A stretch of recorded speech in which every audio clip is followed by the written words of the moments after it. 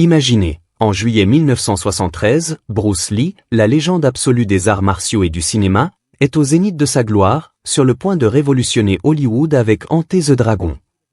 Mais derrière cette façade d'invincibilité se cache une enfance tumultueuse à Hong Kong sous l'occupation japonaise, une formation martiale acharnée en Wing Chun et boxe, des rejets humiliants à Hollywood qui l'ont poussé à prouver sa valeur coûte que coûte, des blessures chroniques comme une grave lésion au dos en 1970 qui l'a cloué au lit pendant des mois. Des injections répétées de cortisone aux effets secondaires dévastateurs sur son humeur et son corps, l'ablation risquée de ses glandes. Sudoripare en 1972 qui l'a rendu vulnérable à la surchauffe, une perte de poids drastique à 57 kg avec un régime extrême de protéines et suppléments étranges comme du sang de vache, des signes alarmants d'épuisement, d'irritabilité et de trous de mémoire. Nous plongerons dans son effondrement terrifiant du 10 mai 1973 lors d'une session de doublage, diagnostiqué comme un édème cérébral aigu traité in extremis au mannitol, un avertissement ignoré qui préfigurait le drame. Puis, les heures fatales du 20 juillet, une journée harassante de réunion pour Game of Death avec l'actrice Betty Ting-Pei et le producteur Raymond Shaw, un mal de tête fulgurant, un simple analgésique équagésique qui tourne au cauchemar, des hésitations paniquées motivées par la peur du scandale qui retarde les secours, une réanimation désespérée à l'hôpital Queen Elizabeth avec injection d'adrénaline directement dans le cœur. Et une mort prononcée à 23h30. Nous explorons l'autopsie glaçante révélant un cerveau gonflé de 1575 grammes, le verdict officiel de mort par mésaventure dû à une hypersensibilité, mais aussi les théories alternatives comme l'hyponatrémie causée par une surconsommation d'eau, un coup de chaleur aggravé par l'ablation des glandes, une intoxication au cannabis ou même des complots impliquant triade, malédiction familiale ou empoisonnement. Sans oublier le chagrin dévorant de sa femme Linda, l'impact traumatique sur ses enfants Brandon et Shannon, le deuil public chaotique avec un cercueil ouvert alimentant rumeurs de malédiction, et l'héritage immense de Bruce qui a révolutionné les arts martiaux, inspiré le MMA, influencé la culture pop mondiale des comics aux jeux vidéo, et brisé les stéréotypes asiatiques. Préparez-vous à une plongée exhaustive dans la gloire, la souffrance, les mystères et l'héritage d'un homme qui a vécu comme si le temps le pourchassait, une histoire brutale et fascinante qui n'a jamais été totalement résolue, étayée par des biographies, témoignages et analyses récentes. Accrochez-vous, car la vérité sur la fin de Bruce Lee est plus complexe et poignante que vous ne l'imaginez. Et si cette vidéo vous passionne, n'oubliez pas de vous abonner à la chaîne Vie Sociale pour explorer d'autres récits captivants sur les vies extraordinaires qui ont marqué l'histoire, et aimez la vidéo pour nous booster, où votre soutien compte énormément. Bruce Lee, l'artiste martial et cinéaste de renommée mondiale, est décédé juste avant minuit, le 20 juillet 1973, à l'âge de 32 ans seulement. Cette mort soudaine, survenue au sommet de sa carrière, a laissé le monde entier sous le choc. En juillet 1973, Bruce Lee était au pinacle de sa gloire, redéfinissant l'image globale des arts martiaux et du cinéma. Ses films comme The Big Boss et Fist of Fury avaient déjà conquis l'Asie, et Enter the Dragon s'apprêtait à le propulser comme une superstar internationale. Pourtant, une nuit fatale, il s'est éteint. La rapidité de cette disparition a stupéfié même ses plus proches collaborateurs, et les explications officielles qui ont suivi ont généré plus d'interrogations que de certitudes. Les rapports médicaux se contredisaient, les chronologies évoluaient au gré des témoignages, et la vérité semblait s'évaporer sous la pression combinée des médecins, des médias et des rumeurs persistantes. Ce qui s'est réellement passé durant ces dernières heures n'a jamais été pleinement élucidé, laissant une histoire aussi stupéfiante et énigmatique aujourd'hui qu'elle l'était cette nuit où le corps de Bruce Lee a été découvert, inerte, dans un appartement de Hong Kong. Pour comprendre la tragédie, il faut remonter aux racines de l'identité de Bruce Lee, à ses ambitions dévorantes et aux enjeux culturels qui ont forgé son destin. Né le 27 novembre 1940 à San Francisco sous le nom de Lee Jun-fan, Bruce était le fils de Lee Hua-chuan, une star de l'opéra cantonais, et de Grace Ho, issu d'une famille aisée de Hong Kong avec des origines mixtes. Des rumeurs persistantes évoquent un grand-père allemand ou même des racines juives hollandaises. Son prénom américain, Bruce, lui a été donné par une infirmière à l'hôpital, mais sa famille l'appelait Little Phoenix ou Sephon en cantonais, un nom féminin choisi pour tromper les mauvais esprits après la perte d'un frère aîné. Sa naissance coïncidait avec l'heure et l'année du dragon dans le zodiaque chinois, un signe de puissance et de charisme qui semblait prédestiner son avenir. À seulement 3 mois, il fait ses débuts au cinéma dans Golden Gate Girl, où il sert de doublure pour un bébé américain. La famille retourne à Hong Kong en 1941, juste avant l'occupation japonaise pendant la Seconde Guerre mondiale. Ces années sombres, de 1941 à 1945, marquent l'enfance de Bruce. La famille vit dans la précarité, sous la menace constante des bombardements et de la famine. Bruce racontera plus tard comment il a vu des corps entassés dans les rues, une expérience qui forge son caractère résilient. Enfant acteur prolifique, Bruce apparaît dans une vingtaine de films hongkongais dès l'âge de 6 ans, souvent sous le nom de scène Li Suleng ou Little Dragon. Des rôles comme dans The Kid, 1950, où il joue un orphelin rebelle à 9 ans, révèlent déjà son charisme magnétique et son talent pour les scènes d'action. Parallèlement, il excelle en danse, remportant le championnat de cha-cha de Hong Kong en 1958. Mais son adolescence est turbulente. Élevé dans les rues animées de Kowloon, Bruce rejoint des gangs de rue, se livrant à des bagarres fréquentes contre des rivaux, souvent des élèves d'autres écoles d'arts martiaux comme le Choi Li-Fu. Ces combats de rue, parfois sur les toits des immeubles, deviennent légendaires. Une fois, il bat sévèrement le fils d'un chef de triade, attirant l'attention de la police. Pour canaliser cette énergie, son père l'initie au tai chi à 7 ans, mais c'est en 1953, à 13 ans, qu'il commence sérieusement le Wing Chun sous la tutelle de Maître Ip Man, introduit par son ami William Cheung. Malgré des résistances initiales dues à son héritage mixte, non purement chinois, Bruce s'entraîne intensivement avec Wong Chun-leung et Ip Man lui-même, apprenant les principes de proximité et d'efficacité qui définiront son style. En 1958, il remporte le tournoi interscolaire de boxe de Hong Kong en battant le champion en titre, Gary Helm, par knockout au 3e round. Ces victoires renforcent son ego, mais les ennuis avec la loi persistent. Une bagarre particulièrement violente en 1959 pousse ses parents à l'envoyer aux États-Unis pour qu'il réclame sa citoyenneté américaine et évite la prison. Arrivé à San Francisco en avril 1959, Bruce vit d'abord chez sa sœur Agnès, puis déménage à Seattle pour travailler comme serveur au restaurant de Ruby Shaw. Il termine ses études secondaires à l'Edison Technical School et s'inscrit à l'Université de Washington en 1961, où il étudie le drame, la philosophie et la psychologie, influencé par des penseurs comme Jiddu Krishnamurti et Lao Tzu. C'est là qu'il commence à enseigner son art martial, qu'il appelle initialement Jun Fan Gung Fu, une variante du Wing Chun adapté. Parmi ses premiers élèves, Jesse Glover et Taki Kimura, qui deviendront des amis fidèles. En 1964, il ouvre son premier institut à Seattle, puis un second à Auckland avec James Yim Lee. Cette année-là, lors des championnats internationaux de karaté à Long Beach, Bruce impressionne avec ses démonstrations. Des pompes sur 2 doigts, le fameux one-inch punch qui propulse un volontaire à plusieurs mètres. Bob Baker, la victime, dira plus tard « Je lui ai dit de ne plus jamais faire ça, la douleur à ma poitrine m'a empêché de travailler ». Ce spectacle attire l'attention d'Hollywood, menant à un rôle dans la série The Green Hornet en 1966, où il incarne Kato, le chauffeur masqué expert en arts martiaux.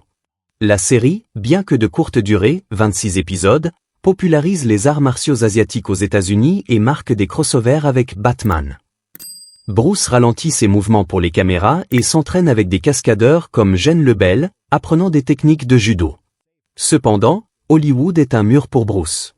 Rejeté pour le rôle principal dans Kung Fu, une série basée sur son propre concept The Warrior au profit de David Carradine, en raison de son accent et de son origine asiatique, ce refus le blesse profondément. Il symbolise le racisme rampant, Hollywood ne voulait pas d'un asiatique en lead, peu importe le talent. Ce rejet intensifie sa détermination à se prouver. Mais des problèmes de santé sous-jacents compliquent son parcours. Des biographies comme celle de Matthew Polly, 2018, révèle qu'il souffrait de cryptorchidie, un testicule non descendu, une condition qui, combinée à une mauvaise vue et des troubles sinusaux, l'a fait rejeter de la conscription américaine en 1964. À l'époque, être exempté du service militaire était perçu comme une honte, un coup à la masculinité, surtout pour un homme qui construisait son image sur la force physique absolue. Bruce, obsédé par le contrôle de son corps, compensait par un entraînement infernal. Des milliers de pompes, des abdos jusqu'à l'épuisement, des simulations de combat. Cette quête de validation ou prouver qu'il était digne malgré les rejets deviendra fatale. Les années 1971 à 1973 sont un tourbillon brutal. De retour à Hong Kong, Bruce signe avec Golden Harvest et explose avec The Big Boss, 1971, où il joue un ouvrier vengeur brisant un trafic de drogue. Le film pulvérise les records au box-office asiatique, suivi de Fist of Fury, 1972, où il incarne Shen Zhen, un disciple vengeant la mort de son maître. Une scène iconique où il fracasse une pancarte interdit aux chiens et aux Chinois symbolise sa lutte contre le colonialisme.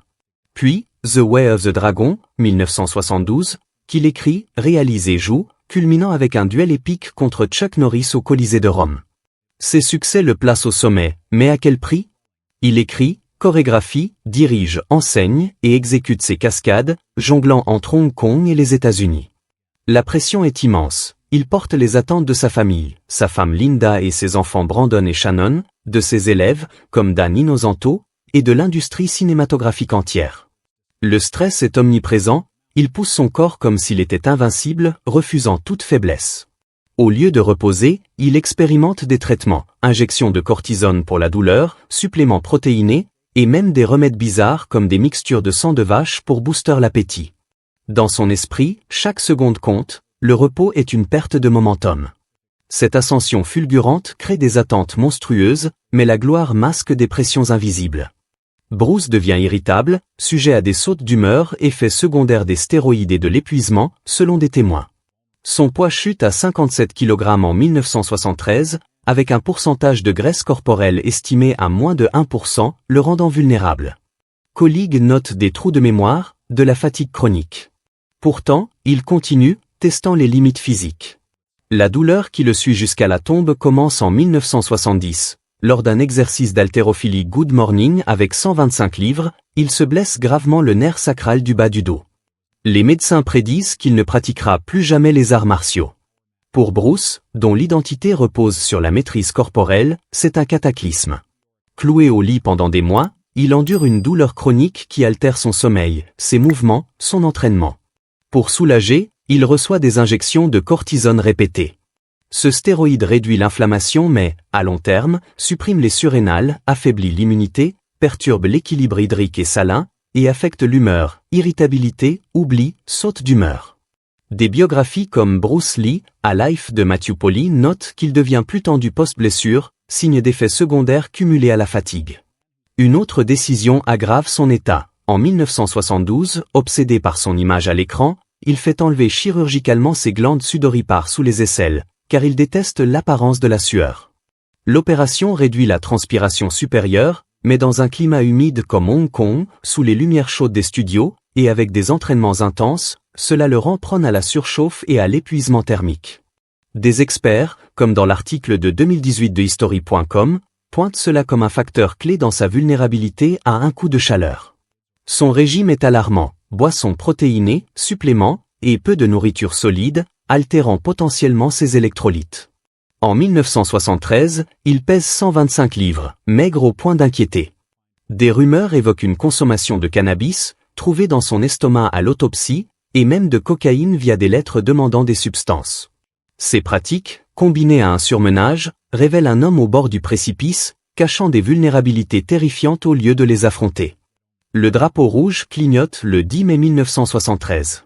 Lors d'une session de doublage pour Enter the Dragon dans un studio étouffant de Golden Harvest, Bruce s'effondre soudainement. Témoins le voient transpirer profusément, se tordre au sol en convulsions, perdre connaissance. Désorienté à son réveil, il est transporté en ambulance à l'hôpital Baptiste de Hong Kong. Diagnostic, édème cérébral aigu, une accumulation de liquide comprimant le cerveau, potentiellement mortel en heures. Les médecins administrent du mannitol pour drainer le fluide. En 1 heure, il respire normalement. Un miracle pour ses amis, mais un avertissement pour les docteurs. Des tests révèlent des traces de cannabis, un médecin suggère un lien, mais experts ultérieurs le réfutent, la quantité est trop faible. La cause réelle reste obscure, peut-être un déséquilibre électrolytique ou une surchauffe. Bruce, secoué, voyage aux États-Unis pour des examens. À l'UCLA, on diagnostique un trouble convulsif non spécifique, signifiant des anomalies neurologiques sans maladie claire, indiquant une vulnérabilité aux crises. Ses proches s'alarment, ils voient un homme poussant son corps au-delà, expérimentant suppléments et antidouleurs. Cet épisode n'est pas isolé, c'est le signe que son organisme craque, laissé sans traitement adéquat. 2 mois plus tard, les brutales dernières heures se déroulent. Le 20 juillet 1973 commence comme une journée typique pour Bruce, 32 ans, vivant comme si la mort le talonnait. Dans la chaleur étouffante de Hong Kong, il se plonge dans les scripts de Enter the Dragon et Game of Death, ce dernier exigeant réécriture et chorégraphie complexe. Bruce est le cœur de ses projets, la pression est suffocante. Chaque appel, chaque réunion pèse lourd. Vers 14 heures, il rencontre Raymond Shaw, son partenaire chez Golden Harvest, pour discuter du film. Puis, en fin d'après-midi, il se rend chez l'actrice Betty Ting Pei, 26 ans, castée dans Game of Death et soupçonnée d'une liaison avec lui. L'appartement sert de cadre privé pour revoir le script. Shaw les rejoint vers 17 heures pour raffiner la structure. Pragmatique, Shaw est l'homme qui a matérialisé les visions de Bruce. Après les discussions, Shaw part dîner avec George Lazenby vers 19 heures, attendant Bruce plus tard. Seul avec Betty, Bruce se plaint d'un mal de tête lancinant vers 19h30. Elle lui donne un équagésique aspirine et méprobamate avec du soda. Il avale sans hésiter, impatient de continuer. Minutes plus tard, il s'allonge sur le lit de Betty pour une sieste. Cela devrait être bref. Vers 20 heures, elle tente de le réveiller, rien. Elle secoue plus fort, sa peau est moite, respiration faible. Panique, le corps invincible est inerte. Au lieu d'appeler immédiatement les urgences, Betty hésite, craignant le scandale où Bruce, marié, père de famille, trouvé chez une actrice. Ces minutes perdues scellent peut-être son sort. Elle appelle Shaw, qui revient en hâte. Voyant Bruce sans vie, Shaw partage la peur, que dira la presse? Au lieu d'une ambulance, ils appellent un médecin privé, Dr Eugene Chupowai, non équipé pour une urgence cardiaque. À son arrivée, Bruce est en coma profond. Le docteur martèle sa poitrine, tente une réanimation. KO, Betty pleure, Shaw commande. Chaque seconde gaspillée par la honte et le secret est un clou dans le cercueil. Bruce avait dit, si vous pensez trop, vous ne ferez rien. Ici, on ne fait que penser, et il meurt. Enfin, vers 22 heures, une ambulance l'emmène à l'hôpital Queen Elizabeth, plus loin que l'hôpital Baptiste qui l'avait sauvé en mai. Pourquoi ce choix? Mystère. À l'arrivée, il est pâle, limpide. Les ambulanciers luttent pour ventiler ses poumons, mais c'est clair, la vie s'échappe. Aux urgences, chaos organisé, médecins et infirmières reconnaissent l'icône. Terreur, perdre Bruce, c'est perdre un symbole. Réanimation frénétique, masque à oxygène, intubation, compression thoracique, injection d'adrénaline directement dans le cœur, perçant muscles et os. Pause anxieuse devant les moniteurs plats. Le personnel admet plus tard l'évidence, c'était désespéré dès le début. Mais il lutte pour Hong Kong, pour les millions voyant en lui l'immortel. À 23h30, c'est fini. Le dragon est déclaré mort. Silence étouffant, infirmière pleure. Question hante, pourquoi Queen Elizabeth au lieu de Baptiste? Pourquoi le retard après le médecin privé? Était-il déjà mort à l'appartement? Ces énigmes pourrissent l'histoire. Le cauchemar continue à la morgue. Sous des lumières crues, son corps nu sur une table d'acier, peau grise, poitrine meurtrie par compression, marque de piqûre. Le pathologiste Donald Théard, expert en 1000 autopsies, ouvre, scalpel incise, 6 découpes. Le cerveau, gonflé à 1575 grammes, contre 1400 grammes normal, confirme l'édème cérébral. Pas de traumatisme, poison, AVC ou anévrisme. Focus sur l'équagésique, verdict mort par mésaventure due à hypersensibilité. Mais des experts contestent, une allergie à un comprimé cause rarement ça. Traces de cannabis, mais insignifiantes. Théories émergent, hyponatrémie, 2022, Clinical Kidney Journal, trop d'eau, sodium bas, dû à un régime liquide et dysfonction rénale. Coup de chaleur, Poly, 2018, aggravé par l'ablation des glandes, épilepsie soudaine, ou complot. Triade pour dette, malédiction familiale, son fils Brandon meurt à 28 ans en 1993, empoisonnement par hashish contaminé. Le corps est recousu, mais les questions s'approfondissent. Le cauchemar de Linda commence. Son chagrin est immédiat, accablant. Bruce n'est pas mort chez eux, avec elle ou les enfants, mais chez une autre. Humiliation publique, spéculation sur l'infidélité, secret du mariage. Pas de deuil privé, projecteur sur la trahison. Pire, expliquer à Brandon, 8 ans, et Shannon, 4 ans, que papa ne reviendra pas, tout en protégeant des détails cruels devant les caméras. La famille est déchirée sans dignité.